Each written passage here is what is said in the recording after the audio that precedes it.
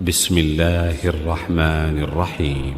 मोहब्बत की हवा बनकर करम के फूल बरसाओ, चमन वालों बहारे जा फजा की रुत में ढल जाओ। ये बहुत नाजुक मसले होते हैं और इसमें दुश्मन बाकायदा कोशिश करता है, मेहनत करता है आपको तोड़ने के लिए। कभी भी कोई चिंगारी छोड़ देगा, कभी ये भड़क गए, कभी ये भड़क गए। भड़कना नहीं है। এটি অনেক নাজুক বিষয়। শত্রুরা সব সময় এভাবেই আপনাদের মাঝে ফাটল সৃষ্টি করার চেষ্টা করে। তারা এক একবার এক এক মাসালা নতুন করে হাজির করে, যেন আমাদের মধ্যে উত্তেজনা সৃষ্টি হয়। তাদের ফাঁদে পা দিয়ে কখনো আপনি উত্তেজিত হবেন, কখনো বা আরেক ভাই উত্তেজিত হয়ে যাবেন। তবে এক্ষেত্রে উত্তেজিত হওয়া আদৌ ঠিক নয়। আসলে আপনারা তো বুঝেনি যে এসব মূলত ইলমি বিষয়। আর যখন পরিস্থিতি বহস মুবাহাসার রূপ নেয়, তখন পরস্পরের মাঝে ইনসাফ নষ্ট হয়ে যায়। যেখানে অনেক লোকের সমাগম হয়, সেখানে কে কার কথা শুনবে? কিন্তু এই সময় অতিবাহিত হওয়ার পর আজকে আমরা যেভাবে বললাম, আপনি যদি স্বাভাবিকভাবে আপনার উস্তাদকে জিজ্ঞেস করেন যে এ ব্যাপারে শাফিঈদের মাসলাক কী, তখন একেবারে জিম্মাদারির সাথে সঠিক উত্তর বলে দিবেন। কিন্তু এটা যখন তর্ক বিতর্ক এবং বহস মুবাহাসা পর্যন্ত গড়ায়, তখন পরিস্থিতি একেবারে উল্টো হয়ে যায়। এই জামানায় আমাদের অঞ্চলগুলোতে তর্ক বিতর্কের প্রতিযোগিতা চলছে। মাদ্রাসাগুলোর ভিতরে রীতিমতো এই পরিবেশ তৈরি করে ফেলা হয়েছে যে তালিবুল ইলমরা শাখাগত মাসালা নিয়ে নিজ নিজ যোগ্যতা অনুসারে পরস্পর বহস মুবাহাসা করে, অথচ কুফরি ব্যবস্থার দিকে তাদের কোনো ভ্রুক্ষেপ নেই। মানে হচ্ছে, আজ হায়াতি মামাতির মাসালা, সালাফি হানাফির মাসালা ইত্যাদি মুসলিম বিশ্বের সবচেয়ে বড় সমস্যা। আর বাস্তবেও পরিবেশ এমনই হয়ে আছে। আমাদের এক সাথী ভাই উম্মাহর ব্যাপারে একটা বিষয় কাগজে লিখে নিজ মাদ্রাসার দেওয়ালে টানিয়ে দিয়েছিলেন। এটা নিয়ে সেখানে কিছুটা ঝামেলা হয়েছিল। তখন জিম্মাদার সাহেব দেখে বললেন, তোমরা কেমন মানুষ, রাজনীতি নিয়ে পড়ে আছো, অথচ হায়াতি মামাতি, সালাফি হানাফি ইত্যাদি বিষয়ে উম্মাহের মাঝে কত বড় বড় ইখতিলাফি মাসালা রয়েছে, সেগুলো নিয়ে কেন লেখা হচ্ছে না? অর্থাৎ তিনি বুঝিয়েছেন যে উম্মাহর মাসালা ছোট আর এই অভ্যন্তরীণ মাসালাগুলো অনেক বড়। পরিবেশে আজ এমন বানিয়ে ফেলা হয়েছে। আপনি স্বাভাবিকভাবে তর্ক বিতর্ক, মান্তিক ফালসাফা বিষয়ক কোনো কিতাব পড়ে দেখুন, মাথা নষ্ট হয়ে যাবে। এ ধরনের কিতাবের প্রভাবে আপনিও এতে জড়িয়ে যাবেন। আমাদের মাদ্রাসাগুলোকে আজ এ ধরনের কাজের দিকে ঠেলে দেওয়া হচ্ছে। এজেন্সিগুলো উভয় দিকে অর্থ ঢালে, উভয় পক্ষকে আর্থিক সাপোর্ট দেয়। লাভ হচ্ছে তাগুতের এবং ফলাফল যাচ্ছে শত্রুর ঘরে। বিপরীতে উভয় পক্ষ ধারণা করছে তারা সত্যের পতাকা উড্ডীন করছে। যেমন এই পক্ষ জিতে যাওয়া মানেই পুরো পৃথিবীতে হক বিজয়ী হয়ে যাওয়া, আবার অপর পক্ষ জিতে যাওয়া মানেও পৃথিবীতে হককে বিজয়ী করে দেওয়া। বাস্তবতা হলো, উম্মাহর ব্যয় করা অর্থ, যোগ্যতা এবং সময় দ্বারা কুফরি পতাকে উড্ডীন হচ্ছে। এজন্য জিহাদি মেজাজ এটাকে কবুলই করে না।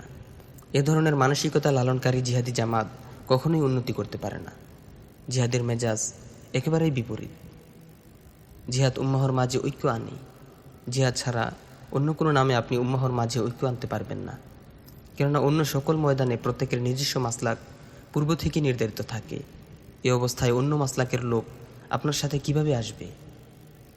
আপনি মাদ্রাসার কথাই বলুন অথবা অন্য কোনো ময়দানের কথা বলুন, সব জায়গায় এক অবস্থা। রাজনীতির কথাই ধরুন, সেখানেও সবার নিজস্ব ও স্বতন্ত্র দৃষ্টিভঙ্গি রয়েছে। এজন্য বর্তমানে দিনই কোনো শিরোনামে জিহাদি কাফেলায় বিভাজন সৃষ্টি হওয়া জিহাদের জন্য অনেক বড় সমস্যা।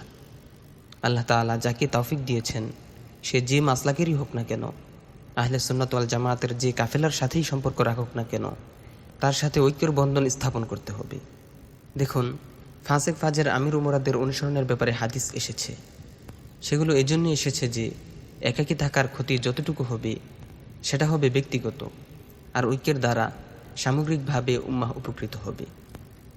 এজন্য অপ্রীতিকর জিনিস সহ্য করার বিষয়ে রাসূল সাল্লাল্লাহু আলাইহি ওয়াসাল্লাম আগেই ভবিষ্যদ্বাণী করেছেন।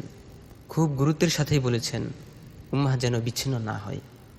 আপনারা হয়তো ইতিহাসের কিতাবে পড়েছেন যে মুহাম্মদ বিন কাসিম রহিমাহুল্লাহ যুদ্ধে বিজয়ী হতে হতে সামনে এগিয়ে যাচ্ছিলেন। এদিকে পেছন থেকে আমিরের পক্ষ থেকে বার্তা আসলো, ফিরে এসো। তিনি নিশ্চিত ছিলেন যে তার সাথে ভালো কিছু হবে না। তিনি এভাবে চিন্তা করতে পারতেন যে আমি আমিরের আদেশ না মেনে বিজয়ের ধারা অব্যাহত রাখি, আপাত দৃষ্টিতে এটাকেই ভালো মনে হয়।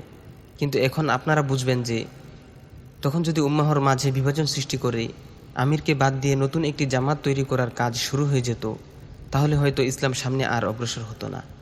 এর দ্বারা প্রত্যেক অঞ্চলের আমির স্বাধীন হয়ে যেত, হয়তো দিনই কোনো নামই স্বাধীন হতো। কিন্তু তারা এমন করেননি। এর ফলাফল পরবর্তী লোকেরা পেয়েছেন।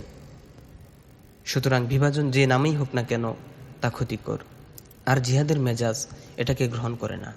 ওই জামাত কখনো সফল হতে পারবে না যারা নিজেকে কোনো একটি ফিকিরের মধ্যে সীমাবদ্ধ করে রেখেছে।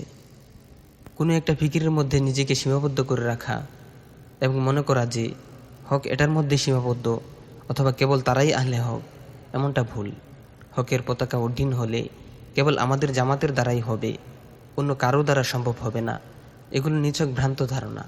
এভাবে জিহাদের কাজ চলতে পারে না। এরা সবাই উম্মাহ, সবাই কালিমা পড়েছে। শাখাগত বিভিন্ন ইখতিলাফ হওয়া সত্ত্বেও তারা আহলে সুন্নাত ওয়াল জামাতের অন্তর্ভুক্ত। ফিকহি ইখতিলাফ হওয়া সত্ত্বেও হানাফিগণ কখনও শাফিঈদেরকে উম্মত থেকে বের করে দেননি। শাফিঈগণ কখনও হানাফিদেরকে উম্মত থেকে বের করে দেননি। আল্লাহ তাআলা যার থেকে চান তার দ্বারা দ্বীনের কাজ নিয়ে নেন। আমাদেরকে হক দেখতে হবে।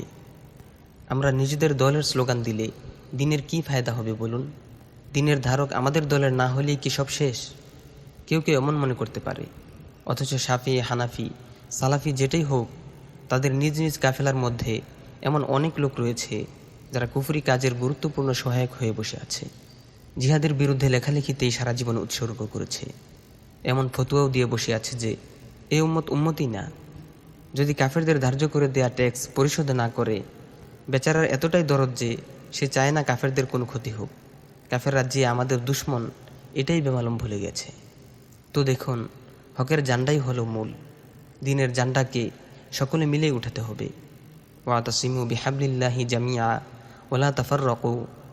তোমরা সংঘবদ্ধভাবে আল্লাহর রজ্জুকে আঁকড়ে ধরো এবং পরস্পর পৃথক হয়েও না। কোনো নামে বিভাজন হওয়া যাবে না, কোনো নামের হয়ে ইখতিলাফ করা যাবে না, অন্যথায় আপনার পক্ষ থেকেই আপনার জিহাদের ক্ষতি হবে। সর্বদা খেয়াল রাখতে হবে, বিভাজনের সুযোগ সৃষ্টি হতে দেয়া যাবে না। প্রথম কথা, আমাদেরকে এই দায়িত্ব দেওয়া হয়নি যে ইলমি সব মাসআলা আমাদেরকে সমাধান করতে হবে। দ্বিতীয় কথা, ইলমি মাসআলা সমাধানের জন্য অনেক মানুষ রয়েছে, তাদের কাজই এটা। আমরা কোন কাজে এখানে এসেছি? আলহামদুলিল্লাহ, এই দ্বীনের মধ্যে হক বিষয়গুলো জানার সুযোগ আছে। আকীদাগত ইত্তেফাকি আর ইখতিলাফি মাসালাগুলো সবার কাছে স্পষ্ট। ইলমে কালামের ইখতিলাফি মাসালাগুলোই দেখুন, এগুলো আপনাদের সামনে রয়েছে। উলামা ইকরাম এগুলোকে স্পষ্ট করে দিয়েছেন, কোনটা কোন পর্যায়ের, কোনটা লফজি ইখতিলাফ আর কোনটা হাকিকি ইখতিলাফ। দ্বীনের এই বিষয়গুলোর মধ্যে কোনো অস্পষ্টতা নেই। আলহামদুলিল্লাহ, ঠান্ডা মাথায় ভাবুন, বিষয়টি অনেক সহজ। আমাদেরকে কখনো এই কাজের সুযোগ দেওয়া হবে না। মুজাহিদ ভাইগণ তো সাধারণত জিহাদের নিয়তেই আসেন এবং জিহাদি ফিকিরি তাদের উপর বেশি প্রবল থাকে। তবে কেউ কেউ তর্ক বিতর্কের ময়দান থেকে আসেন। আবার কখনো কখনো কারো স্বভাবগত বিষয় এমন হয়ে থাকে, কারো স্বভাবের মধ্যে কিছু বিষয়ে কঠোরতা থাকে। তখন তারা এমন কাজগুলোর পেছনে পড়ে যান। তখন তাদেরকে বোঝাতে হবে, যদি সমঝদার হয় তবে ইলমি আলোচনা করতে হবে এবং এর ক্ষতির দিকগুলো তাদের সামনে তুলে ধরতে হবে। আর বলে দিতে হবে যে এই বিষয়গুলোর অনুমতি একেবারেই নেই। কোনো একটি বিষয়কে বড় করে তোলা বেশ সহজ। আমি যদি আপনাদের সামনে উত্তম অনুত্তম বিষয়ক ছোট্ট একটি মাসালা একটু কঠিনভাবে বর্ণনা করি, তবে 10 মিনিটের মধ্যে পরিস্থিতি বদলে যাবে। মনে হবে দুনিয়ার সবচেয়ে বড় মাসালা এটাই, আগে এটার সমাধান করতে হবে। এ তো গেল উত্তম অনুত্তমের বিষয়ে। আকিদার কথা তো অনেক পরের বিষয়। এমনটি ঘটতে থাকে। এজন্য সর্বদা নিজেকে একজন মুজাহিদ মনে করুন। পুরো উম্মাহকে নিজের মনে করুন। আহলে সুন্নাত ওয়াল জামাতের যত স্তর রয়েছে, যত দল রয়েছে, সবাইকে নিজের মনে করুন। সর্বদা সবাইকে নিয়ে চলার ইচ্ছা অন্তরে ধারণ করুন। সবাইকে সাথে নিয়ে চলার ফিকির থাকতে হবে। তাহলে দেখবেন আল্লাহ তাআলা এই জিহাদের প্রভাব অনেক দ্রুত দুনিয়ার বুকে ছড়িয়ে দিবেন। কুফরি শক্তি চেষ্টা করবে আপনাদেরকে বিভিন্ন নামে বিভক্ত করতে, আপনার উপর কোনো নাম চাপিয়ে দিতে। আপনাদের দাওয়াতের ক্ষেত্রে, এমনকি জিহাদি কাফেলার মধ্যেও এই বিষয়গুলো খেয়াল রাখার চেষ্টা করবেন।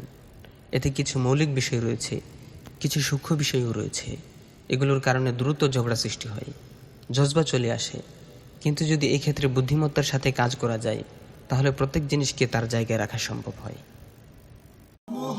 मोहब्बत की हवा बनकर करम के फूल बरसाओ, चमन वालों बहारे जा फजा की रुत में ढल जाओ। मोहब्बत की हवा बनकर करम के फूल बरसाओ, चमन वालों बहारे जा फजा की रुत में ढल जाओ।